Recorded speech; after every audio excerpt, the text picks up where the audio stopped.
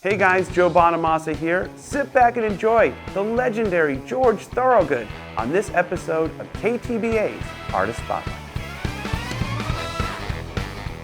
You know, I didn't know that rock and roll was a new thing because I was too little and young to know it was a new phenomenon. You know what I'm saying? I thought it had been around for years, which in truth it had.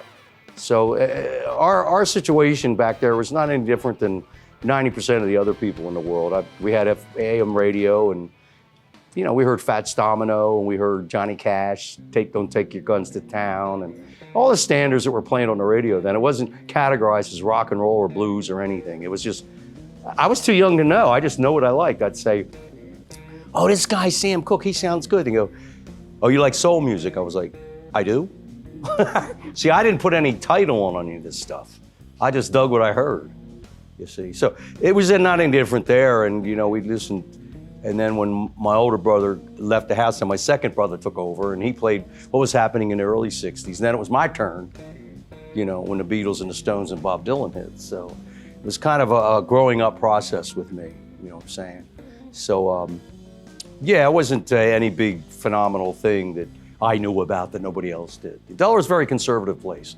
But if you have a radio, you know, that cuts through a lot of stuff. You know, I heard the Everly Brothers on the radio just like everybody else did. So, yeah, I'd like to give you one of those bullshit stories that all these people are throwing around these days. See, at 13, when I got into the blues and Bucka White taught me how to play, that's bullshit. I learned music watching Ricky Nelson on Bandstand like everybody else. My parents encouraged music. We had a piano in the house a long time before we got a television set.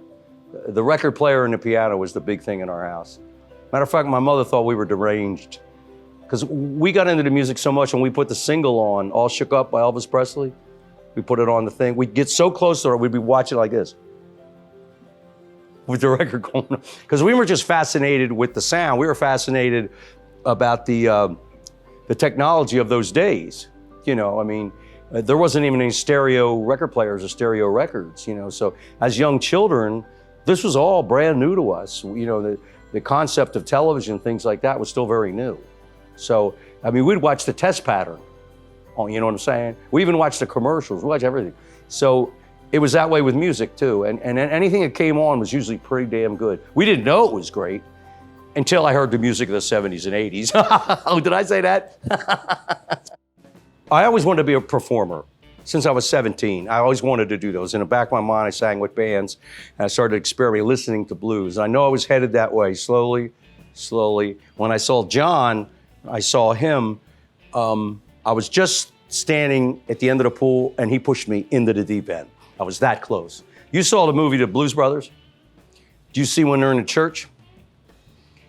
And James Brown says to Jake, do you see the light? And he's going crazy, the light hitting him. That was me watching John Hammond. That was exactly what was happening to me. The second I saw him play, I knew about this much about guitar. And when I saw him play, at that moment, right then, seeing him, I knew I was going to be successful in music. I knew it right then, that moment. Before that, but when I saw him, I said, I'm there. And he said, but George, you don't know how to play. I go, small detail. You got to know it first, and then you get into the shit. So that's what he laid on me, and I've never looked back since then. Matter of fact, everybody in the neighborhood had seen John Hammond play except me. I was the last one. And our friends, what few I had, were split up in two directions. They said, I was fooling around with the guitar like I am now. And one of them said, well, all he needs to do now for him to get there, and they were right, is to see John Hammond. They were serious. And, your friends sometimes know you better than you know yourself. And before I could say it, one guy said, yeah, if we take George to see John Hammond, we will never see George again. And they were right. So half of them didn't want me to go see it, afraid they'd lose me. The other three were saying, he's got to. We've all seen him but George. And I was sitting in the club, and I'm sitting there, and he walked into the club, and with a friend I was with, and he walks by, and I looked up, and there's this man in a navy blue, navy peacoat. You know, it was winter, and he has a red velour shirt opened up all the way to his belly button. and a pair of brown leather pants. And I looked up at him and I said, no kidding, I looked up, I said, I hadn't even heard him play a note. I said, that is the most beautiful creature I've ever seen in my life. I said, if any woman looks at this man, they're gonna be throwing rocks at Paul Newman. I mean, that caught me right away, you know. And then when he started his routine, he blew Jimi Hendrix away. You know what I mean? I mean, he blew everybody away. So that was it. After that, it was just like, gone. When I was about in the 8th grade and I'd heard the Rolling Stones' first album, and then their second one, it was the first time in my life I ever had a serious thought in my head.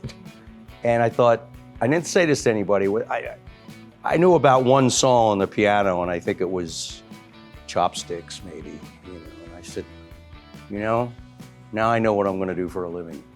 When I heard those 2 records, I kept it to myself. I generally keep things to myself. I was thinking about it and listening to what they did with this thing called rhythm and blues, which I had been, had some experience with through my older brothers, hearing things on the radio that kids my age who didn't have older brothers or sisters, they didn't know. But I'd heard this stuff, think, and then the Stones stepped in. But the acts that really got me and said, and it was 3 years in a row. In 1971, it was all John Hammond. In 1972, it was all Peter Wolf and the J. Giles Band. The guitar with the heater, the boss with the sauce, make your knees freeze and your liver quiver. Am I wrong? Gotta get crazy, baby. And then the next year, 73, it was all Hound Dog Taylor. So my thing was bink, bink, bink. And I was playing acoustic guitar. I saw Hound Dog Taylor, and I said, that's it. I threw the acoustic guitar in a closet, and I've never opened it since. So there was those 3 people in a row that, in a natural way, not copying them or imitating them. It felt natural to me what those 3 acts were doing. And I'm very fortunate to say that I got to know Hound Dog, and to this day, I'm very dear friends with Peter Wolf and John Hammond. I didn't think that would ever happen to me. So if nothing else came of it, I have that. We got some good reviews on the first record, some not so good. Oh, he's trying to sound this, he's trying to do this. And Billy Blower, bass player, said, you don't understand. This is George cleaning up his act. And they said, oh, he's trying to sound that way on purpose. I said, no, he is not, you know. Who wouldn't want to play the guitar like Wes Montgomery or Jerry Reed or any of those people? But I can't. You know, I said, so you can't deny your destiny when you're playing. And we still laugh about that to this day, you know. Oh, he's trying to sound black. He's trying to sound dirty. He's trying to do this. I said, no. No, I want to be Ricky Nelson. But it don't ever happen. Bourbon, Scotch, and Beer was our first break, our first record. We got a tune that got on radio, and it did well. And then Moving On Over came out, and that record went gold. So we're already locked into what we did. I just wanted to catch the Stones while I could and say, well, that's something I have to do. That's a jewel in my crown that I need to do sometime in my life. So I won't say that was our breaking area, no. Bill Graham wouldn't have hired us if we were unknown. I mean, come on. You know, he knew the score. He knew the right band to put up there first. And that's how that came about. It helped a great deal, I'll tell you that. But had we not done that, I'd still be sitting here where we are now. I'd say that the things that we do, we do, I don't know about other people, but Yesterday by Paul McCartney was not fantasy. Sadly, that was reality. There were songs that Bad to the Bone is fantasy. Born to be Bad is fantasy. Bourbon, Scotch, and Beer, reality. Rock Party, reality. Nighttime, reality. See what I'm saying? And I don't know where there's anything in between with me. I don't know. Dylan is great at that. He's the best. He's like Charlie Chaplin. His his show is comedy and tragedy mixed together. And nobody does it better than Dylan or Chaplin. That's why we're still scratching our head about Bad Bob. You know, and the beauty of it is, I don't know whether he's doing that on purpose. We'll never know. You know, where I think Chaplin was, he understood that. Everybody wants comedy out of tragedy. Comedy out of tragedy. And I'm comedy and tragedy. But I didn't plan it that way. I'm gonna change my Lonesome George to Tragic George. Besides selecting the right material, they always say, it doesn't matter what you do in life unless you make the right decisions, the right choices to do that, you know. And that was half of it. And the other half is, Tony, something you can't deny. I am an international sex symbol. You know, I mean, that's, you know, that's, you can't fight that. You know what I mean? That's what it is. I learned that from John Lee Hooker. And John, I said, what's the one key, John, if I really want to be a success? He goes, you got to get the chicks. I said, well, what made Elvis Presley? What made the Beatles? Well, okay, that's good advice. I'll tell you, man, John Lee Hooker and Hound Dog Taylor drew more women than Howling Wolf and Muddy Waters put together. They had the beat. They had that rhythm, you know, that women get behind. It gets to them, you know. I said, man, women go to the show, man. They don't want no history lesson from Berkeley School of Jazz. You know what they want, and Hooker did, and so did Hound Dog, and they got it. Unfortunately, if you look back and if history's taught us anything, pain will always be there. The blues was created out of pain. Funny will never go out of style. And people say, is the blues still alive? I said, just watch the TV every day and watch it tomorrow. It'll get worse. And people are struggling for their lives with the pandemic right now. So blues isn't alive? Unfortunately, yes. So it's always going to be there in some way, shape, or form, no matter how hard we try to shake it and work hard at it. So that might be a thing of the past 1,000 years from now, we hope. But the music form in itself, it always catches somebody's ear. Some young person comes along, and there's a lot of different blues artists. And someone will catch somebody's ear. It might be Robert Johnson, it might be Slim Harpo, it might be B.B. King. But there's such a vast audience there, or a vast library, without, I don't know other way to phrase it. But and some people listen to it and don't even know it's blues. They just like it. See, if you said, you want to hear blues? I don't like blues. Well, they say, don't tell them it's blues. Just play it and see if they dig it. Elmore James was in the bar playing one time, and he was on a break, and he'd been drinking way too much. And someone came up to him and said, hey, baby, man, you could really play the blues. He took off his glasses. He said, is that what I'm playing? See, Elmo was just playing in his mind. You know what I mean? So that it was other people who categorize things, usually white people, for selling purposes. You know, it's like I said, when I first was hearing music in 56 or 57, it was all lumped in together. You know, Ray Charles was played bingo right next to Johnny Cash, you see. So I didn't know the distinction. I didn't know the difference. That's a groovy song, period, you know. I'm still that way. You know, a groovy tune is a groovy tune. Well, and the blues can come in all different shapes and form. I think the two greatest blues songs, the three greatest blues songs I think I ever heard is The Thrill Is Gone. Why? Because it's sad. Blues is sad. The other two songs that you can't get any bluesier is My Son Calls Another Man Daddy. Now, how can we be more sadder than that? Hank Williams did that. I mean, come on. That's as sad as it can be.